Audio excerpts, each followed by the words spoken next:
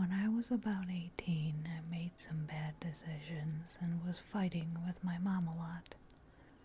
I decided to move out of my mom's house and moved in with this guy I was seeing who was kind of shady and had some kind of shady friends. But I was at that age where I thought I knew everything and didn't listen to anyone.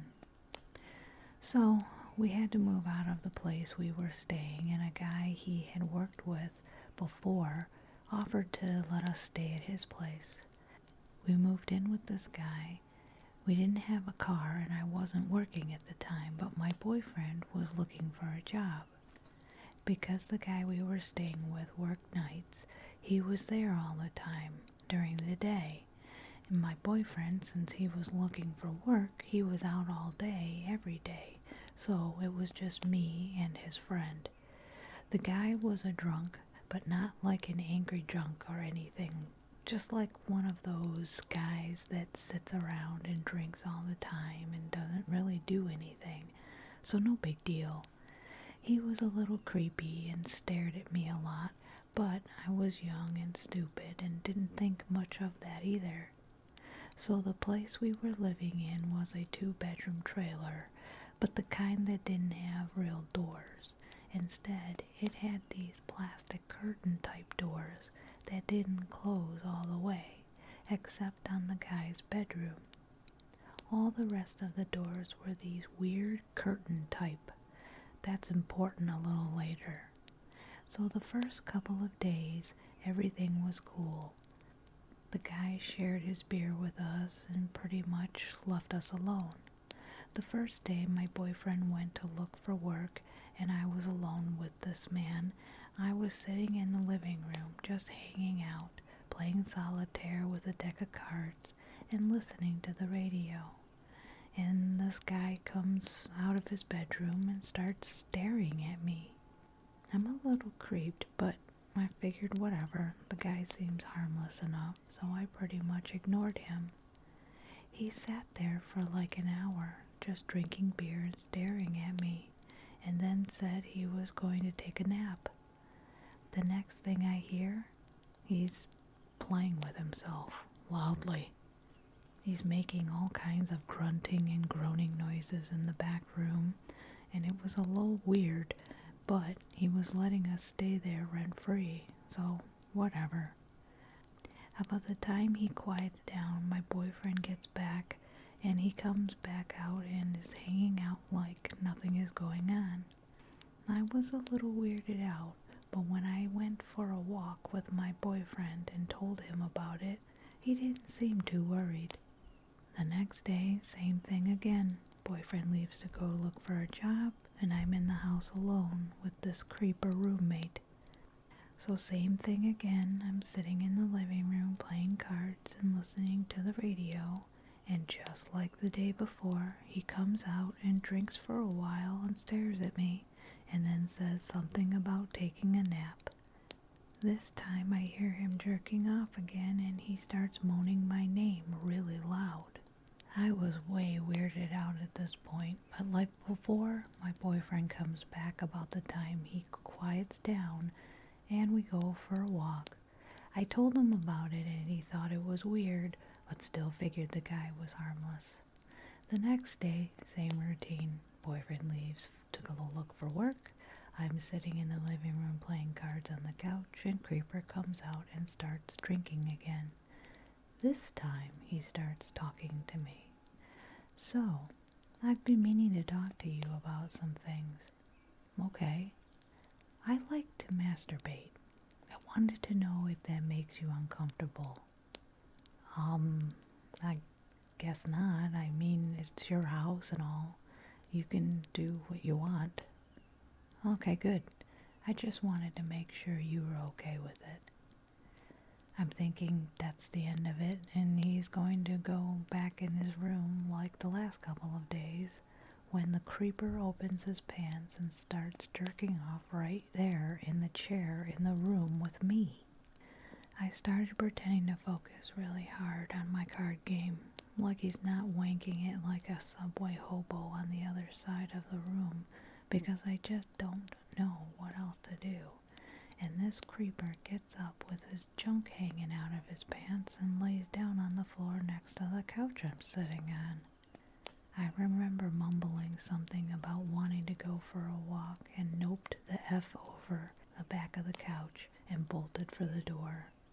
I waited outside till my boyfriend got home and told him about it again. This time, when I told him about it, he suggested we go pick up my dog from my mom's house. The dog I had at the time was a little Pomeranian-looking thing, but he was aggressive as hell, and at least it was something. So that night, we walked to my mom's house and pick up the dog. The next day, my boyfriend was staying at his friend's house overnight to help him move, and left me there alone. Again, shady boyfriend, bad decisions. Since I knew he wouldn't be there that night, I decided to chill in our bedroom with the dog instead of hanging out in the living room and take a nap early in the day when the guy would be at work, because I was pretty sure I wouldn't really be sleeping that night. Since the curtain doors didn't close all the way, I locked my dog in his crate and laid down under the sheet to nap. Next thing I know, I wake up and my dog is going absolutely insane. He's barking and growling and snarling inside his cage, and I just kind of turn just enough to see the door to the room without making it obvious that I'm awake, and that pervert is standing there jerking off in the doorway.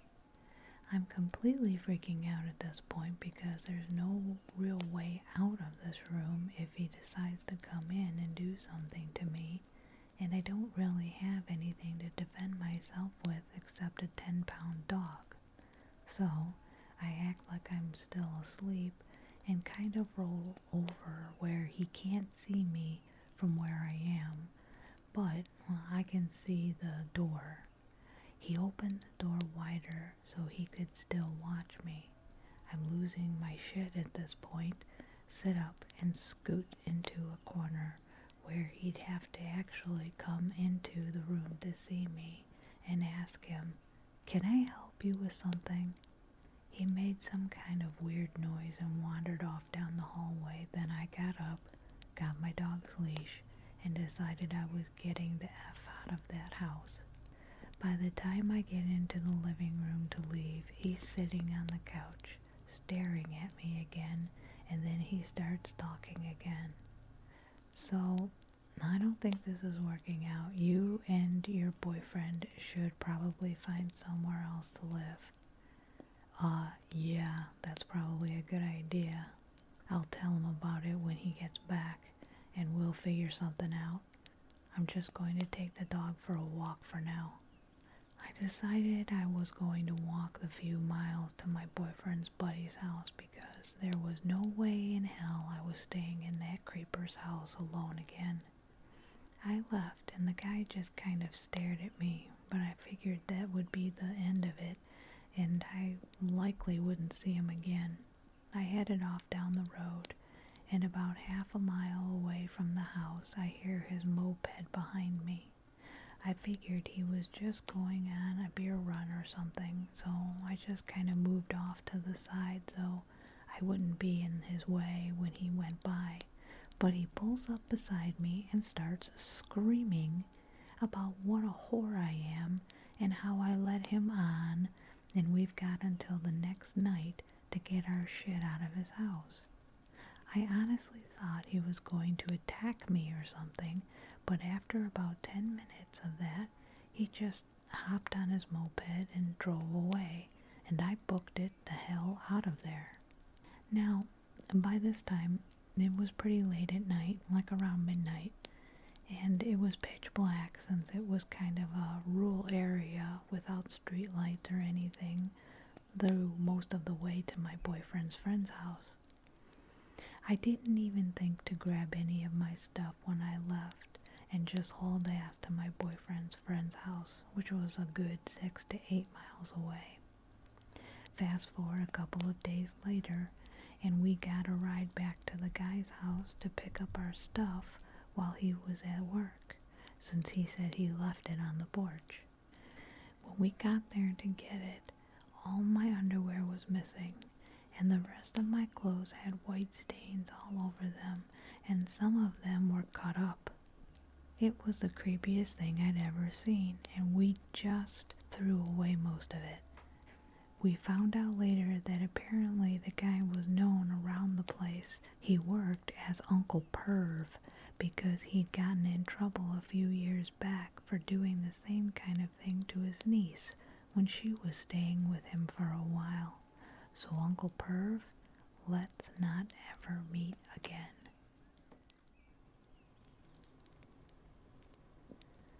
I am a 20-year-old female and I live in Michigan.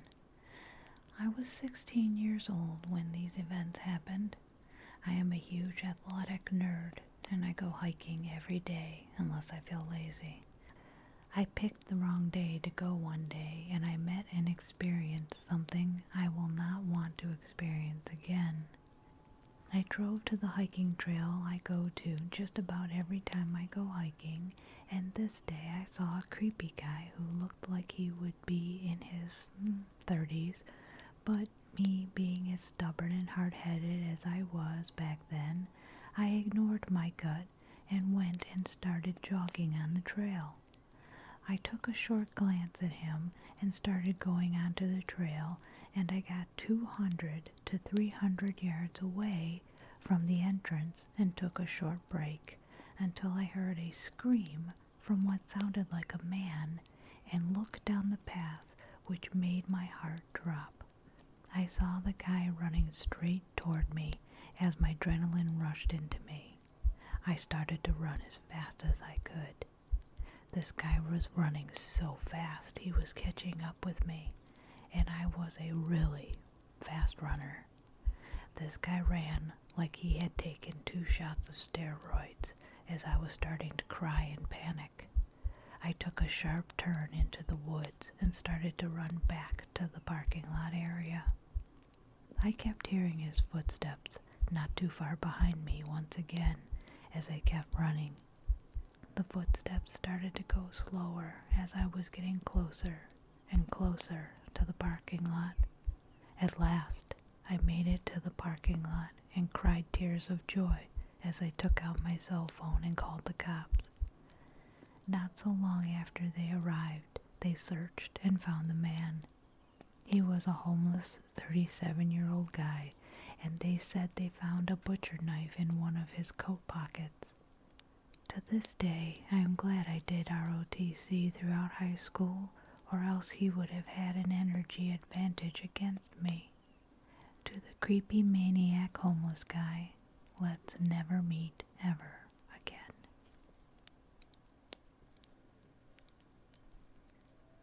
So, this happened in 2013. This kid named Ricky moved in next door to me when he was around 12, and for lack of a better term, this kid was pretty much a wuss. I remember one time he fell on his skateboard and didn't land hard at all and was crying his little heart out in my driveway when he was like 16. So, fast forward to when this kid is like 18. By then, I am selling coke and Molly pretty heavily, and he's one of my best customers. By now, he's hanging with some pretty shady people, which my parents obviously aren't fans of. My parents didn't know I was selling anything because I was pretty good at keeping it under wraps. Ricky was clearly a follower. He went from the skater type to some wannabe thug, which he just wasn't built for. My parents go to North Carolina every year for 2 weeks and ask if I'll come stay at the house while they are gone, which I was excited about because their house is much better than the crappy little 1-bedroom apartment I had at the time. Everything was going fine at the house. I had my on and off again girlfriend over all the time, and there was quite a bit of drugs and alcohol going on. I was far from a saint back then. I'll never forget it. It was a Thursday night. My girl had left a few hours ago. Ricky had seen me out front of my parents and had asked for a front. I told him no, considering I never fronted anyone, and in all honesty, had been using too much of my own crap, so I couldn't afford to. He didn't like that very much, and we got in an argument, and I pretty much punked him in front of all of his little friends. By now, it's like 2 in the morning, and I'm obviously nowhere near tired because of all the coke and Molly. I'm sitting in the dark watching Netflix in this den side living room my parents had in the downstairs, which has a window going outside that I had opened. I had paused the TV and was on my phone texting and on Facebook when I hear something. It's the screen of my window slowly being slid up. I know the sound. I had snuck in and out of this house numerous times growing up, so I slowly get up and watch the window. I clearly see the screen moving very slowly up through the curtains. I walk up to the window, and as soon as I move the curtain, at least 3 or 4 people scatter. I run out front, but they are booking it down the street. I knew it was that Ricky kid and his friends. I didn't see them, but I knew it was them. I didn't call the cops or nothing because I wasn't exactly living on the right side of the law. I just went back in and locked everything up, and the rest of the week goes smooth. I never told my parents about it, and I never seen Ricky again. I called him a few times, but he never answered, which was all the more reason to know it was him, and he knew that I knew. A month goes by, and I'm watching the news, and Ricky is on it for murder. This blows my mind. Him and 3 of his friends went out of town, broke into some old couple's home, beat them, tied them up, then stabbed them. They burnt the house down after robbing it.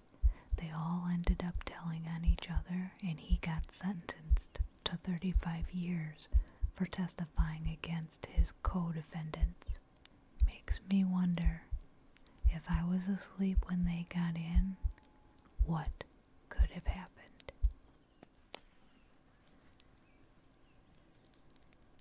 I'm a female, and the story I'm about to share with you happened almost 10 years ago.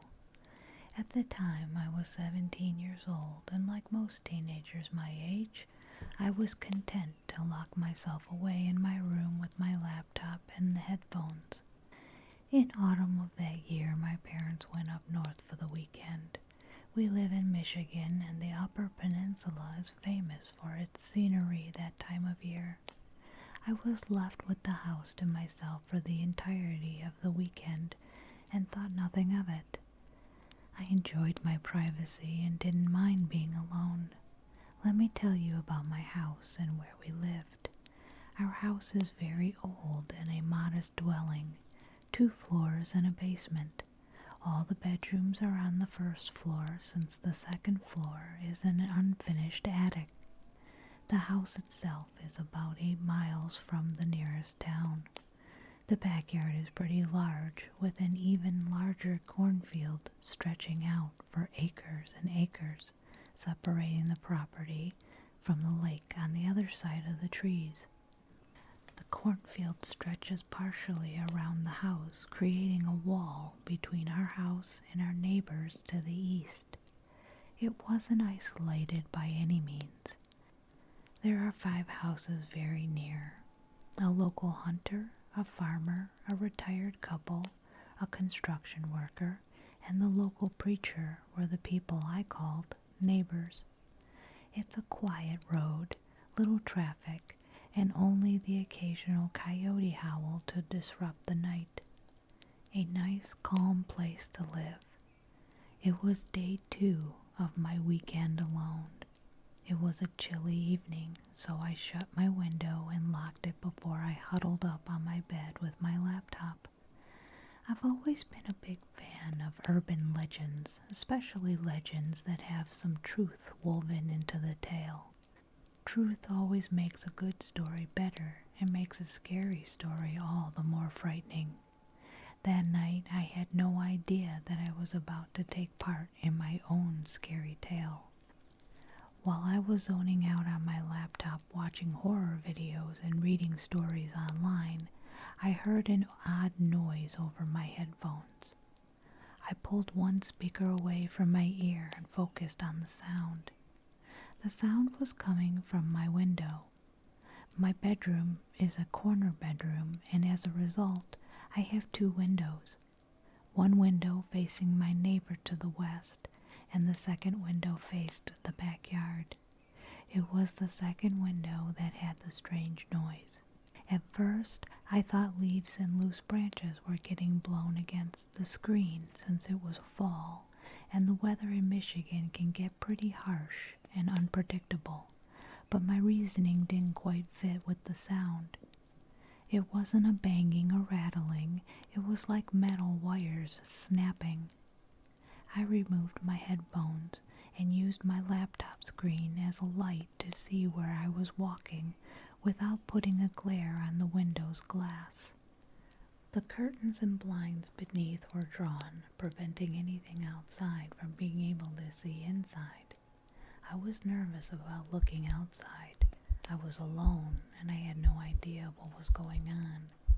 I hugged my wall as I slipped my fingers under the curtains and slowly, carefully, pulled down one of the blinds so I could look outside.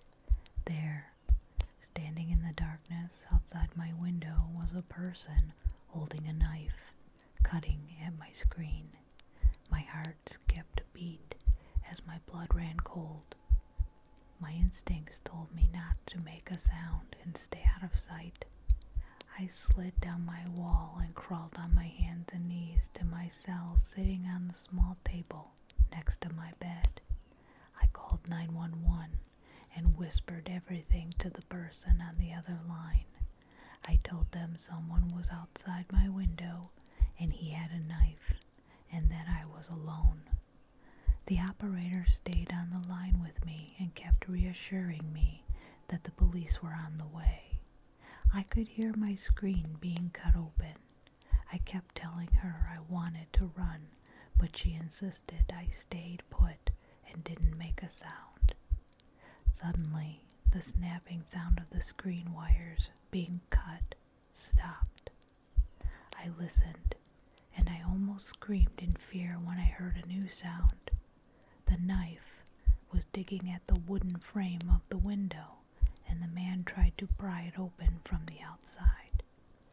The motion light in the backyard suddenly flashed on just seconds before the red and blue lights of the arriving police car had shone through my other window.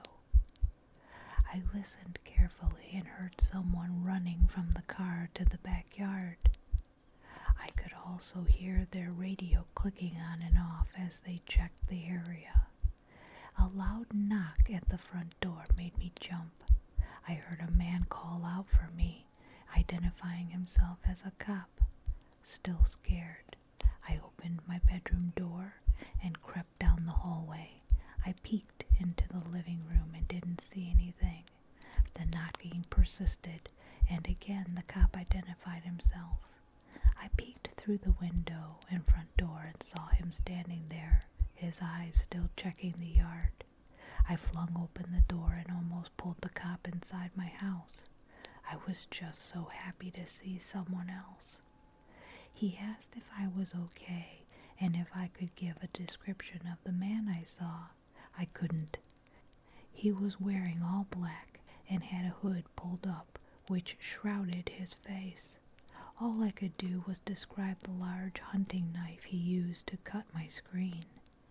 His partner joined him on the front porch and told me that he didn't see anyone in the area. I kept insisting on what I saw, and they of course believed me, since the patrolling cops saw the damage on the screen. The cops did a second sweep of the property and made sure every single window was secured, and that the doors were locked and the garage was secure. Before leaving, the cops told me they'd keep a patrol car in the area, but they were confident that whoever I saw wouldn't be back. They just figured that it was some teenager who was trying to break in through my window and got scared when he saw the police car arrive. I thanked them and proceeded to double check the locks for myself. I wanted to call my mom, but I knew my parents were already on their way home and would be back by morning.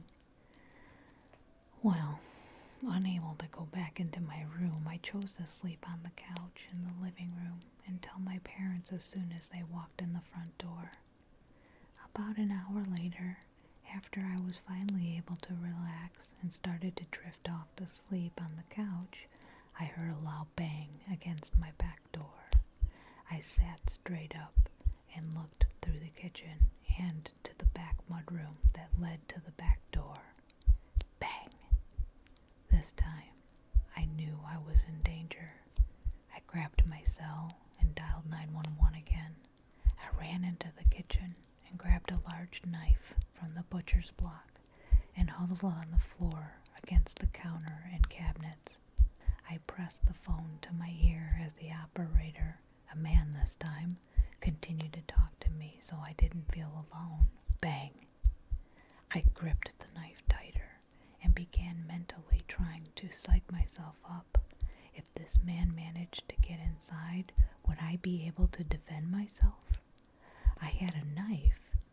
Maybe that's why I grabbed one too. But I didn't know anything about him. How tall was he? How strong was he? Did I even stand a chance? Bang! I heard the wood on the door frame crack. The old door was locked by a chain. One more hard kick could surely break the door down, and then I didn't want to think about it. I prepared for the final bang, for the door to give in, and for that man to attack me when I heard a voice yelling over the banging noise. Get on the ground, drop the knife. Oh, thank God, I said out loud. The cops are here. The operator on the line, who had been speaking to me throughout the entire ordeal, continued to try to keep me calm. I listened to the cop order the man to drop the knife over and over again, but I just knew that the crazy bastard wasn't listening. Then another bang, but it wasn't from someone kicking the back door. It was from someone firing a gun. It was silent, and time seemed to stand still. A gentle knock at the front door drew my attention. The same cop as before was once again identifying himself at the front door. I told the operator a cop was at the door and hung up. I opened the front door with the knife still in my hand. The cop saw it and very calmly suggested I put it down. My hand was gripping the knife so tightly that my knuckles were white and my fingers were cramped. When I dropped the knife, the cop took me from the front door into his car, which was parked in the side yard. Under the motion lights of the backyard, I could see his partner standing over the body of the man in black. I could see his knife lying on the ground just inches from his hand, and even from the distance, I knew there was blood on the blade. The man himself looked like he had been dead for weeks. His hood had fallen from his face, revealing it to the night. He was white and impossibly pale. His skin was unnaturally aged, with heavy wrinkles and lots of discoloration. His hair was long, stringy, and blonde.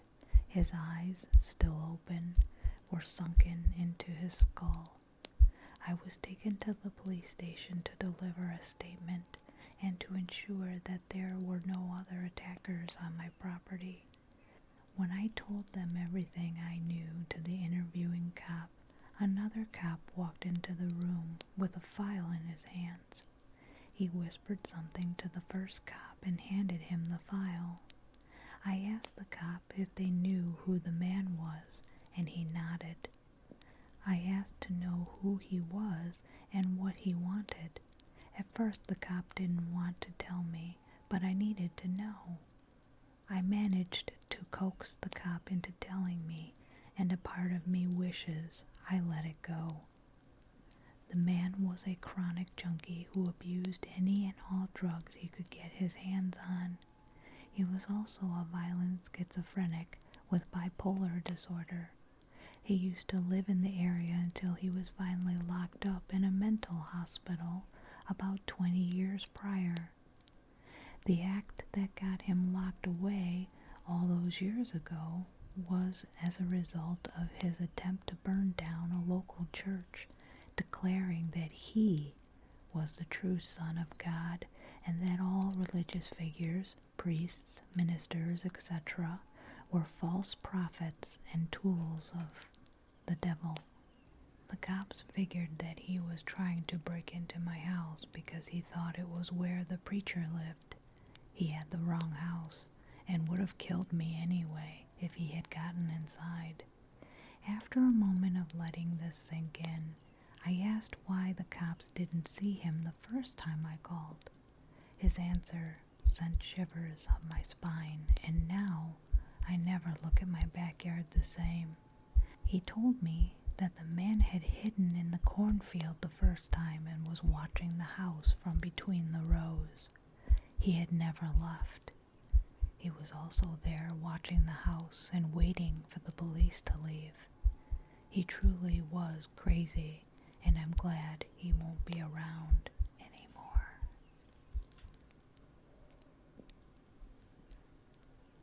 I've tried to remove this experience from my memory for an obvious reason, but have now decided to tell people about what happened, as I realized it's something I shouldn't hide. Me and my brother Ron were in my room watching football, screaming at the screen when our team would do something idiotic. We were 40 minutes into the game. The quarterbacks were messing around out of frustration. Ron slammed his fist into the remote, turning off the television by accident. I said, "Hey, what the hell?" and turned the TV back on. As the screen loaded back up, we heard fast-paced footsteps downstairs. Ron and I quickly turned our heads to the bedroom door.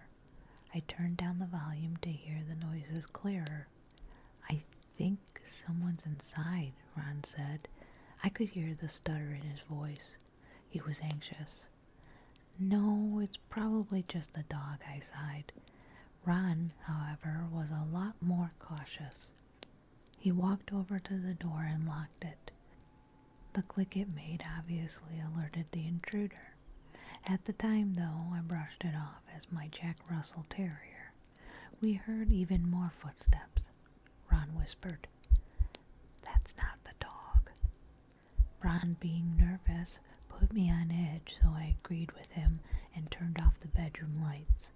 Ron ran around the room trying to find some sort of object that we could use as a weapon. I sat next to the door with my ear placed on our wall.